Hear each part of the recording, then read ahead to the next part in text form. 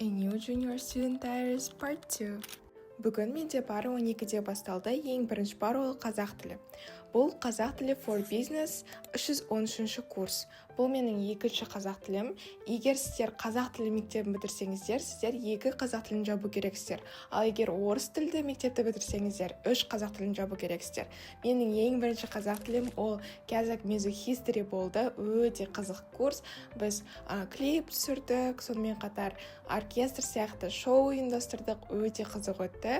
Осы Kazakh for Business-те қызық басталып жатыр, өйткені біз кітап оқи бастадық, одан кейін групп проекттер болады. Сондықтан осы семестр қызық әрі оңай өтетін сияқты.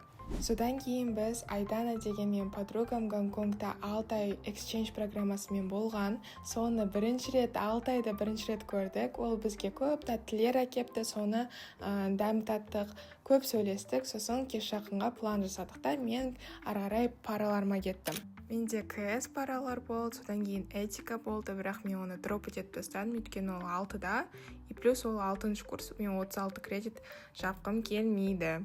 Содан кейін мен Дормға бардым Мерудың қасына, и қыздарды күттік, пока они соберутся, и біз поехали Пикабуға.